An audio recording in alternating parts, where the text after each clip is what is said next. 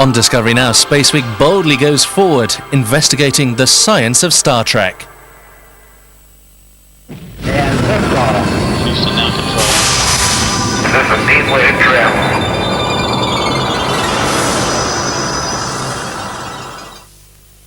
This is Rocket Park at the Johnson Space Center in Houston. This is a Saturn V rocket, the kind that carried the Apollo astronauts to the moon in 1969. It is proof that science fiction can become science fact. The cast and crew of Star Trek's Enterprise aren't the only ones to boldly go where no one else has gone before. We've already begun to explore the galaxy. Space, the final frontier. Roger, 7. You have a go. At least 7 orbits.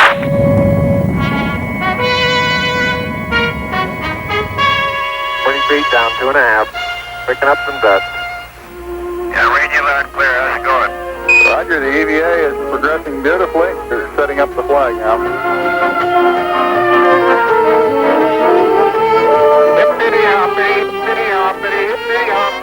Ignition. Right away, Houston.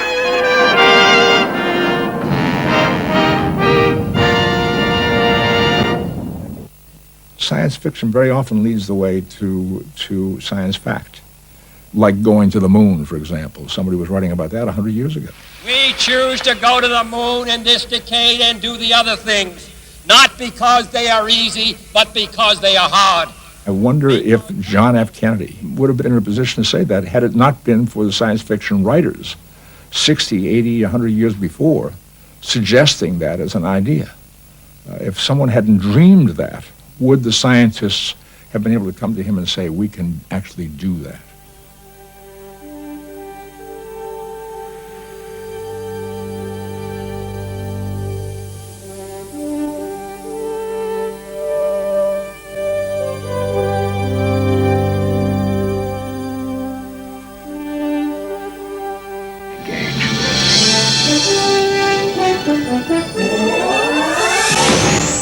To get a little recreation on the Enterprise, the holodeck works wonders. You enter a small room in a spaceship, and you walk into a New Orleans jazz club, a Garden of Eden, or even a whole western town in the 1900s, complete with a host of extras. The concept raises questions even for cast members like Colm Meaney. I often think is the experience on the holodeck of, like, you know, going out to sort of have a picnic at a waterfall and some nice, you know, green pastures, which people do occasionally on the show. If that is actually like a real experience of getting good, clean, fresh air, it's one of the things we don't know for sure. Computer in program.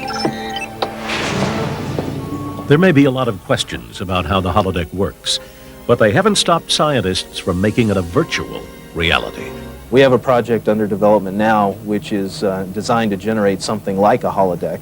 Using helmets and virtual reality, we can create something very similar to a holodeck as far as the user is concerned. Butler Hine works on the Dante project for NASA. He's part of a team that's combining virtual reality with robotics to assist in planetary exploration.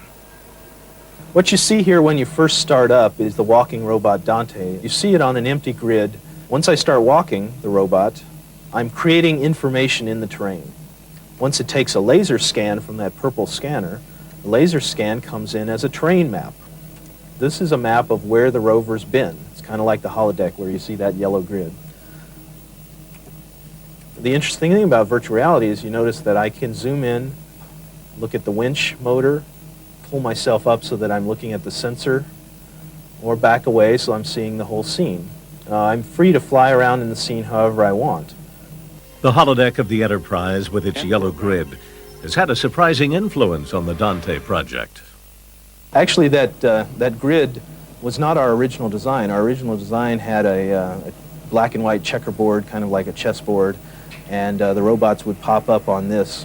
But one of the requests that we got by the operators was, we hate that checkerboard, that looks ugly. We want something that looks like the holodeck. So that black background with the yellow grid is designed to be similar to the holodeck that you have on the show. The crew of the Enterprise may boldly go where no one else has gone before, But sometimes they use a little caution with the help of sensor probes. Now scientists are making some bold moves in robotic sensors that are catching up with science fiction. There was a show on Star Trek The Next Generation that was a very similar use of technology to what we're developing right here. It was a show in which Geordi puts on a suit which allows him to feel as if he's in a probe that's down in a ship that's very hazardous. I feel like I'm actually here. I mean, there, in the Jeffries tube. That's very similar to the technology we're developing. We're trying to use telepresence and virtual reality to give the operator the impression that they are in the remote location with the robot, that they are the robot itself. I think this is going to work. The Dante II project was an ambitious step towards building a probe that would someday explore the planet Mars. All Dante had to do was climb down into a crater of an active volcano in Alaska, and then climb back out again. Simple enough? Not quite. After initial success, Dante got stuck on the side of the crater. Every effort was made to free the probe by remote control, but virtual reality is not exactly the same as being there. Finally, 2 engineers braved the elements and scrambled down into the crater to free Dante II and bring it back. NASA's virtual reality probe may not be at Star Trek level yet, but to the scientific team, the Dante II field test was not a failure. We have lots and lots of very rigorous challenges. So doing field work on the Earth helps you to learn how to solve those challenges and helps you to get equipment and operating systems and robotic systems that are very mature because you've learned by doing field work in rigorous terrestrial environments how to make them work. NASA scientists and engineers still have plenty of work ahead of them to get Dante ready for Mars. Exploring other planets on the Enterprise is easy by comparison. Actually, on Star Trek, before you explore a planet, you have to create one. It's a planet of shapeshifters, so you'll see very little architecture. It's mostly rocks and vegetation. Zimmerman uses 20th century materials and scenic techniques to create the illusion of a rocky planet.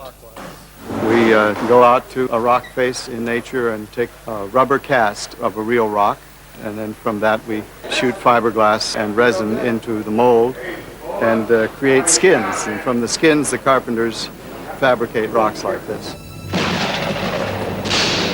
Zimmerman is continually challenged to create an exotic alien setting with down-to-earth materials. These trees are century plants. They're a tree that grows in the desert. They're about as alien-looking as any plants that are readily available on Earth. Zimmerman and his team create landscapes of other planets to carry the story forward.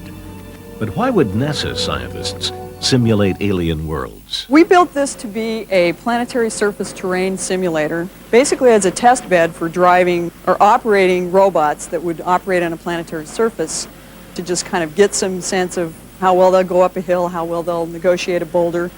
One of the reasons that we have these backdrops in this simulator is that when we're operating a vehicle in here, we're actually doing it from another place. It could be across the country. And so having this backdrop really gives you a much better sense of being on another planet when you're operating from a remote location. We've already begun to explore nearby planets, and there are billions of stars still beyond our reach. The Enterprise has found new worlds, but is anybody really out there?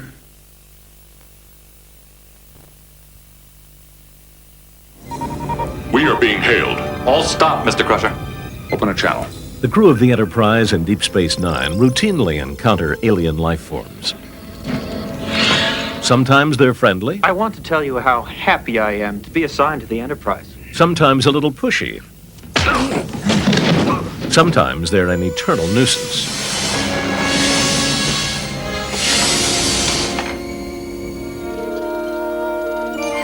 A few of them are very unusual, but most of them look remarkably similar to humans. They breathe oxygen and speak English extremely well. Our world is reactivated. Our people express their gratitude. Scientists have yet to verify that the universe is populated with sentient beings. But according to one cast member, it's only a matter of time. I believe that we'd be pretty egotistic to think that we're the only cogent creatures in the universe. Armin Shimmerman plays Quark, a Ferengi entrepreneur who runs the bar on Deep Space Nine. When you're looking at the noise from nature, Dr. Jill Tarter basically agrees with Armin Shimmerman. She's the project scientist and manager for Project Phoenix, a privately funded effort to search for evidence of extraterrestrial intelligence. It's the continuation of the SETI research that began back in 1960. They listen to the heavens with radio telescopes. The radio spectrum is broad, and it turns out that the best signals to look for or listen for are the kinds of things that, as far as we know, nature can never produce. So if you find such a signal, you've either found a new brand of astrophysics that you didn't expect, or you found evidence of another technology. Believing in sentient beings who send radio signals from another planet is a long way from actually encountering one. We talk about looking for a needle in a haystack, but that's easy compared to perhaps finding an extraterrestrial radio signal from a distant civilization. Action! That's too simple. However, if you're an actor on Star Trek, you can help along the evolutionary process, especially if you are the first of your species. I created this species many years ago on Star Trek The Next Generation. You work with your females. They were described as short humanoids with large balls.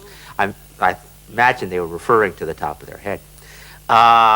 Those first characterizations I didn't like after a while. The character I've created in Quark is a little bit more noble, a bit more mercenary. And he has very nice togs, you can see. And that was an indication to me that he was doing quite well. Quark the Ferengi is one of a multitude of species that inhabit the Star Trek universe. That diversity may also exist in our universe. I suspect that evolution taking place on another planet over billions of years will produce an end product or a series of products which are fantastically different than what we have here on Earth today. How does it feel, Mark? Warm. It's when he has a warm day. Well, And when it comes to galactic evolution on Star Trek, the man responsible for supervising the creation of new species is Michael Westmore. His godlike powers are limited to foam rubber, latex, and heavy doses of makeup. But he and his crew make the most of their materials and their imaginations. I do a lot of research by looking at the Smithsonian Magazine, National Geographic, even down to the children's magazine, Zoo World and Ranger Rick. When we first started doing our Klingons for the television show, I started looking around for something to base it on, and I picked dinosaur bones. I found a wonderful book that had a cross-section of dinosaur vertebrae and things. All you have to do is like take a little quarter section of it and duplicate it right on down the front of the head. Science fiction has the problem that when we try and dramatize it here, we're limited to human beings and the amount that you can stretch some latex in order to create a different creature. And I think our imaginations, therefore, are not as fruitful as I think the universe will be. On Star Trek The Next Generation, Brent Spiner plays a character that's neither alien nor human. He's Data, an android with superhuman physical and mental abilities. I have experienced a brief power surge in my positronic subprocessor, but I am fine. In the 24th century, Dr. Noonien Soong created Data in his own image. But back in the 20th century, Dr. Rodney Brooks at MIT is taking a more humble approach. This is a robot that's really based on principles that we've seen in looking at real insects and how they coordinate their legs. It looks like one. Morphologically, it looks very similar because that happens to be a very good engineering solution to getting over rough terrain with small legs. Now, how do we save ourselves? Well, it's got sensors in front. It's whisker felt my hand. It's backing off, and it's going to try and figure out how to go around. It's not doing any long-range sensing here. It's going to touch this one, so it'll probably run into back that up one here in a moment. So Yeah. it's going to back up again. Except Oh, he got caught. He got caught. He got caught. Of course, that's never happened before. No. This robot may not be as agile as Data, but even Data has some bad days. This was a head that was used in an episode called Time Zero when Data had his head blown off and it had to roll across the floor like a bowling ball. And I actually had a cast off of Brent's face. This was literally a mold taken right out of a negative mold from him. And to make it look kind of businesslike on the other end, I cut up computer chips and inlaid them in there. How close are you to the real Data or to a humanoid? We're a long way from the real Data. But what we've done is build a robot which has the same form as a human, although up till now we haven't got the skin on it. We're working on building a plastic skin for it. And we use electric motors instead of muscles. We use steel instead of bones as the structure of the system. And we have little computers which sense the temperature of the motor to see if the motor's working too hard and the body's getting too hot. And we want the robot to be aware of that so it can feel itself interacting with the world. Robots move by small electric motors. But to make a lifelike android that moves, Ian Hunter of MIT is developing artificial muscles. Nature developed muscle 550 million years ago, and it's a tough act to beat. The artificial muscle fibers we're developing contract and relax like muscles in your own body. The wheel that we've produced is a water wheel, and it's being driven by a single artificial muscle fiber. The fiber is about double the diameter of a human hair and is able to drive that comparatively large water wheel. The artificial muscle fibers used in these eyes here produce over 100 times more force than corresponding human muscles. So if you were to build an android out of these fibers, that android could potentially be 100 times stronger than a human. With the development of synthetic muscles, scientists are inching toward the realization of Dr. Noonien Soong's masterpiece. But then there's that little problem of duplicating Data's positronic brain. The brain is actually sitting a few feet away from the robot with a big cable connecting it to the robot itself. The human brain is a vast mystery. I don't expect to get close to Data in my lifetime because of the complexity of what it is we have to explore there. But along the way, there's other things we can do to make computers more usable. And we see that in Star Trek, too. Data isn't the only computer around. Computer, what are the current power conversion levels? Power conversion levels are at 97.2%. The computers on the Enterprise are big and powerful. However, Star Trek writers have been hard-pressed to keep ahead of 20th century computer technology. During the run of the original series in the late 1960s, there were no such things as PCs. There were no such things as handheld calculators. In the old Star Trek show, you see people using computers in a way that seems silly to us now, because we right now have computers that are more advanced than what that show was predicting for us to have 400 years from now. And right now, the second show, The Next Generation, is predicting computer capability that, while advanced, will probably be surpassed in 10 or 20 years. So they're predicting technology that 400 years from now that we will actually achieve in just a couple of decades. Science fiction very often leads the way to science fact, like going to the moon, for example. Somebody was writing about that 100 years ago. We choose to go to the moon in this decade and do the other things, not because they are easy, but because they are hard. I wonder if John F. Kennedy would have been in a position to say that had it not been for the science fiction writers 60, 80, 100 years before suggesting that as an idea. If someone hadn't dreamed that, would the scientists have been able to come to him and say, we can actually do that? The Wright brothers just didn't happen to go out and put some wings together on a bicycle and say, gee, I wonder what this is good for. It was the vision of being able to fly that really has driven people. And now I think that's just the vision of being able to really live, explore open space is the next vision. And what's exciting about that is it's limitless. The appetite for wondering about the future is insatiable. I am certainly one who hopes. I am filled with hope. And this show certainly talks about that there is hope.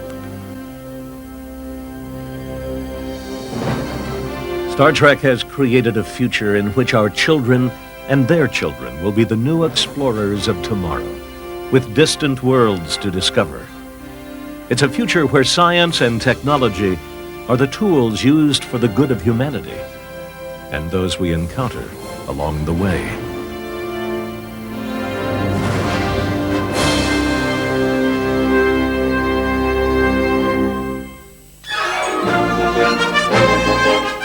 In just a moment, Beyond 2000 reveals the mechanics of the robot brain surgeon.